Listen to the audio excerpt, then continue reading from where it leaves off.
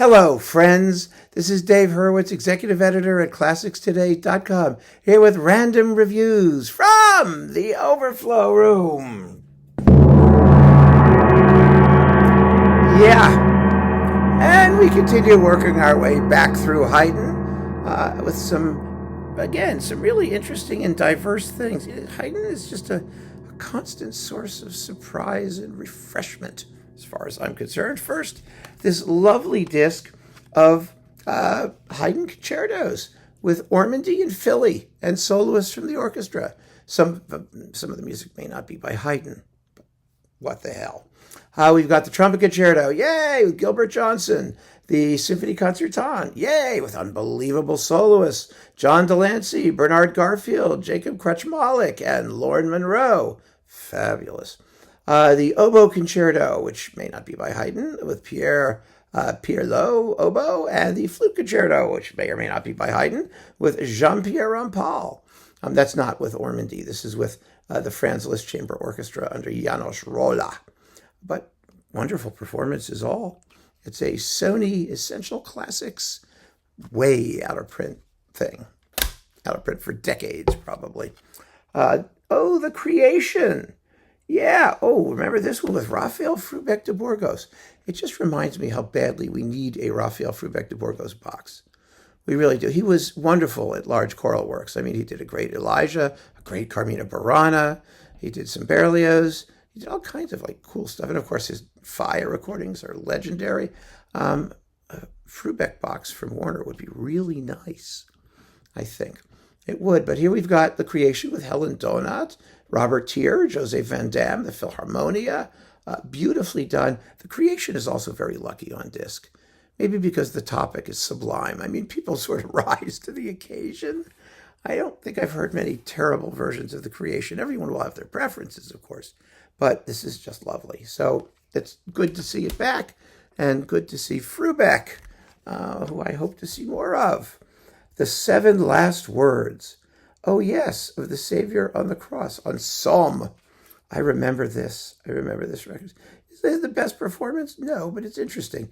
It's with my good friend Antonio de Almeida, the late Antonio de Almeida, who was a wonderfully joyous conductor. He was, with an amazing, sort of bon vivant kind of mentality. And I used to hang out with him meet him at his home in Saint-Rémy de Provence. And gosh, we had great times together. Wonderful memories. And I remember these projects. It was with the Moscow Symphony, which was a pickup orchestra basically in those days. After the fall of the Berlin Wall and the disintegration of the Soviet Union. And he conducted them for several years and made a bunch of recordings of interesting repertoire. This is the choral version of The Seven Last Words. Now, the great one is Nicholas Harnoncourt's on Teldec. This is kind of fun. It's kind of fun to hear, and it brings back nice personal memories of mine. On the Psalm label, the soloists are all Russians: Elena Evseeva, Margarita Maruna, Arkady Mishenkin, and Boris Bezhko, with the State Academic Choir of Russia. I mean, you're not going to hear Haydn done by these forces that often, and not this work either. So, and Tony, as we called him, was always very bold in his choice of repertoire. When he did this, there were no other versions available of the choral version. It's on Psalm Records.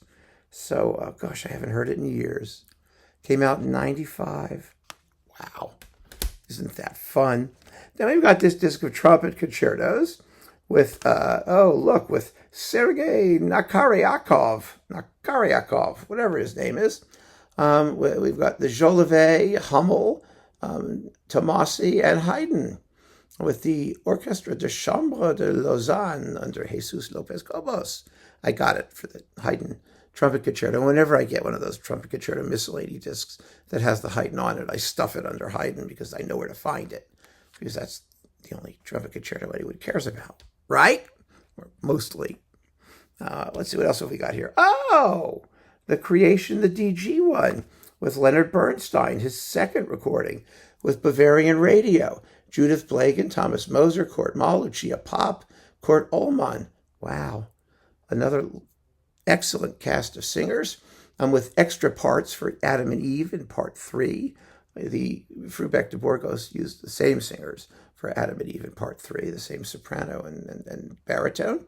But it's also a lovely performance, very expressive. It's late Bernstein. It tends to be more heavily inflected, but boy, has it got guts. It has the big choruses are just glorious. It's really, maybe Bernstein was a great Haydn conductor. So, what is there to say? Then there is this absolutely fabulous set of symphonies with Joachim and the Staatskapelle Dresden. 4 of the London symphonies, numbers 93, 94, 95, and 98. On the whole, they are superior to his London Phil remakes on Deutsche Grammophon because the orchestra is just so wonderful. And the sonics are incredibly transparent. The finale of Symphony number 95 in this performance has to be one of the most glorious things ever made of music from the classical period. This is on Berlin Classics. If you could still find it, what can I say? I mean, find it, grab it if you can. They are sensational performances, absolutely spectacular. This is a spare copy. And then we've got, last but not least, The Creation, again, with Raphael Kubelik. Now, Raphael Kubelik, as I said before, in his recording of the Haydn Missa Chilensis, that Missa Sancta Cecilia, whatever it's called, was a terrific conductor in large choral music. He loved doing it. He was particularly good at sacred music. And it's a lovely performance of The Creation with Margaret Marshall, Vincent Cole, Gwyn Howell, Lucia Pop, again. Eve was like one of her standout roles. And Bernd Weichel with Bavarian Radio Forces, a lovely performance. I mean, people will have their favorites, like I said, but The Creation is just a lucky work on disc. It seems that, people respect it and treat it with love and give their best efforts. And you may not agree with everything they do, and you may not like every performance of it, but it has received a tremendous amount of superior musicianship in the course of its discographic career. So there you have it, my friends. A very interesting pile of Haydn. As usual, we're getting to the end, and Haydn's only getting more interesting. So keep on listening, friends. Thanks for joining me. Take care.